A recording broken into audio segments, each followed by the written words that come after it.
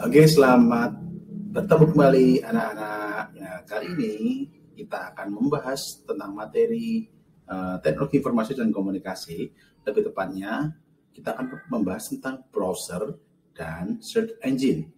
Nah, mungkin kalian sudah sering ya menggunakan browser sama search engine, cuman nanti kita akan bahas lebih lanjut mengenai browser dan search engine.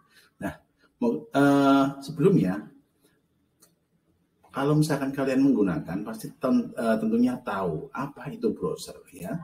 Browser itu apa? Browser. Nah, browser itu aktivitasnya, sedangkan browser itu adalah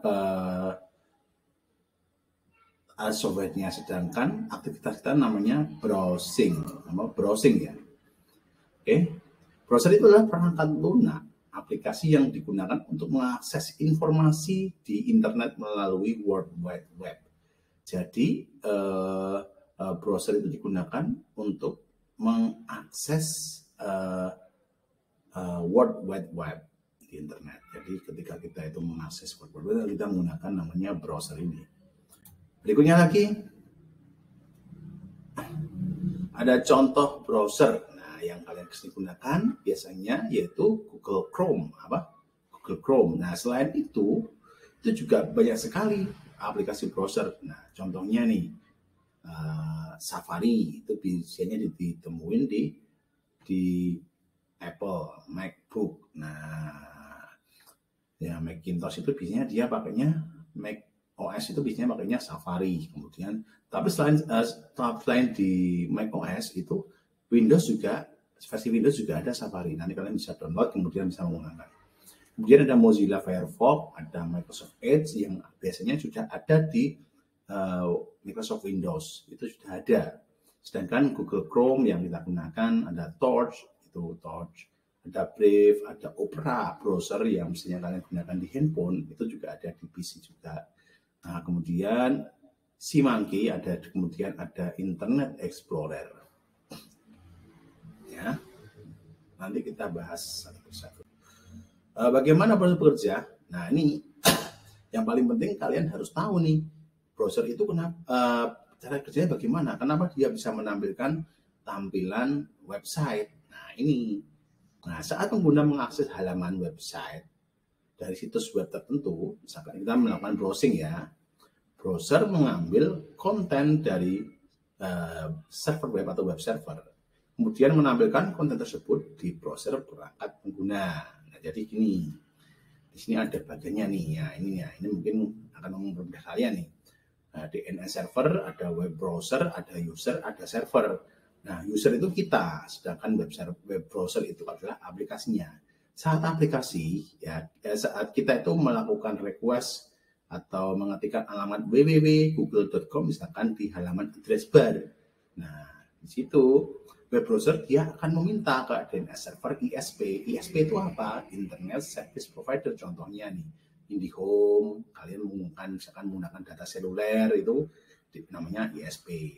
Jadi browser itu meminta alamatnya, meminta datanya yang kita inginkan. Misalkan kita mengetikkan www.google.com, dia meminta datanya www.google.com kepada DNS server yang melakukan request permintaan seperti itu.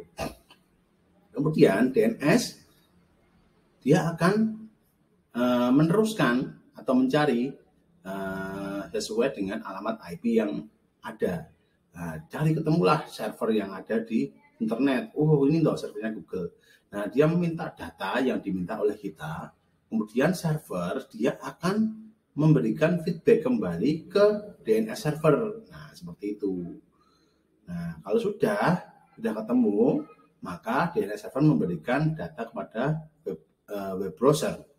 Kemudian ditampilkan sehingga kita bisa melihat seperti itu. Jadi seperti itu cara kerjanya ya anak-anak.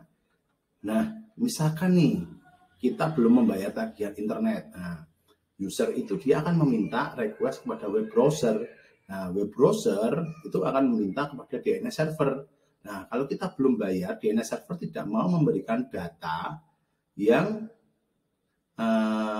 kita inginkan seperti itu. Maka dia di sini tulisannya error 404 seperti itu. Misalnya ada esolir, harus bayar dulu, paketnya habis dan lain-lain seperti itu.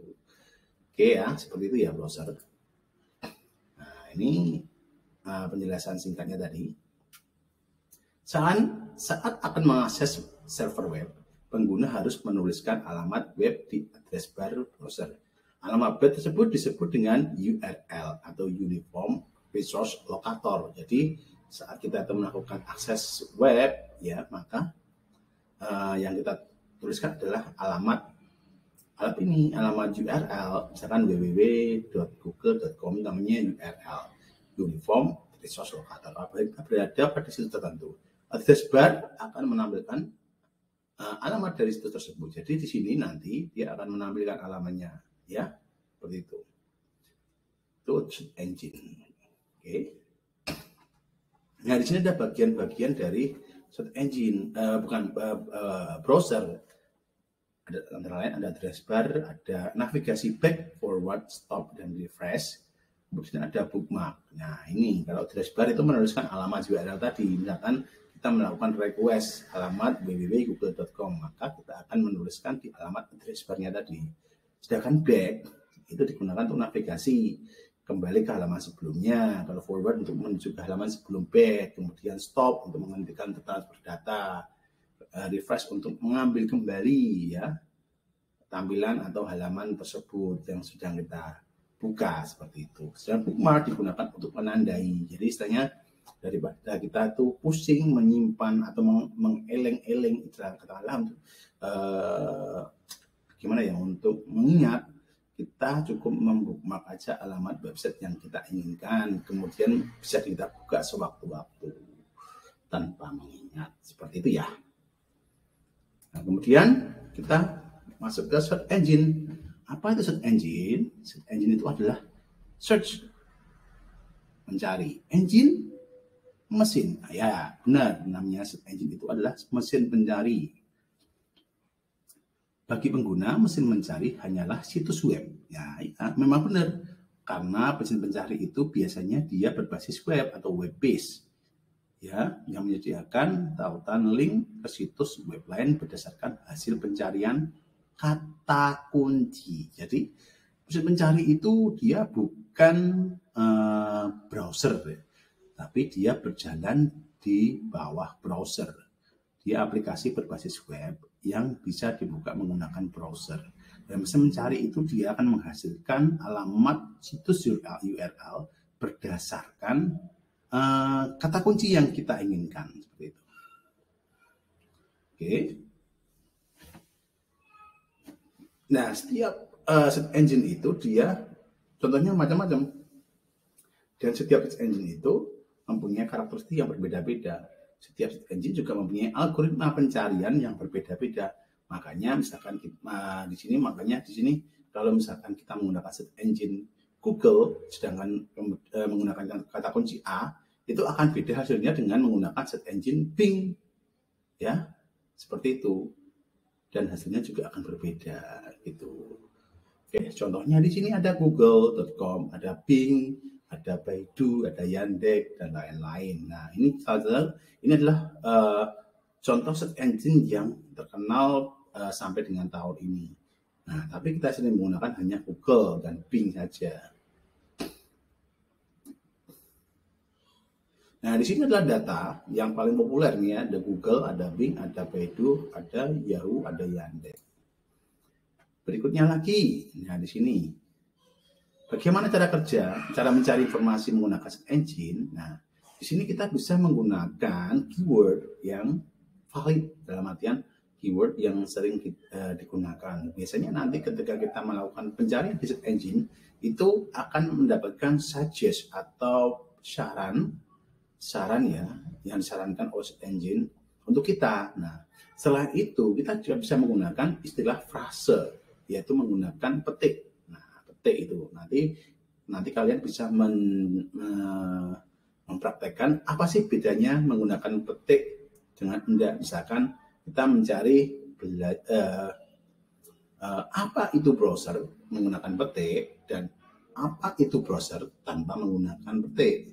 hasilnya sama atau tidak. Nanti kita kalian bisa mencoba. Setelah ini ya, nanti kita kalian bisa praktek.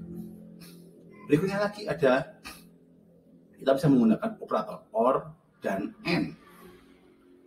Oke.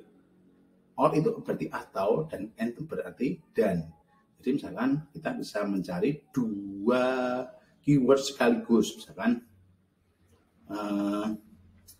apa itu browser dan apa itu search engine. Nah, artinya mereka itu akan menghasilkan hasil di mana ada website yang mengandung apa itu browser dan apa itu search engine. Sedangkan kalau menggunakan OR, dia akan menghasilkan pencarian yang antara salah satu itu atau keduanya. Ya. Oke, berikutnya lagi. Ini ya. Yang perlu dan selalu diingat dalam berinternet, bermedsos. Pilihan informasi di internet sangatlah penting untuk mendapatkan informasi yang benar di era Web 2.0, di mana setiap pengguna internet bisa membuat konten tersendiri. Banyak beredar informasi yang tidak benar. Wah, kalian harus menyadari hal itu dalam memilih informasi. Jadi kita harus bisa memilih-milih mana informasi yang benar dan mana yang informasi yang salah. Nah, untuk lebih mudah, kalian itu bisa mencari informasi dari web-web yang kredibilitasnya tinggi, ya, web-web penyedia informasi yang valid seperti itu. Misalkan detik.com, kompas.com dan lain-lain, Wikipedia dan lain-lain. Informasi yang benar biasanya akan dikeluarkan oleh instansi resmi dan menggunakan situs web resmi. Ya, itu ya yang paling penting. Nah, sekian ya. Mungkin dari saya, kita lanjutkan minggu depan. Assalamualaikum warahmatullahi wabarakatuh.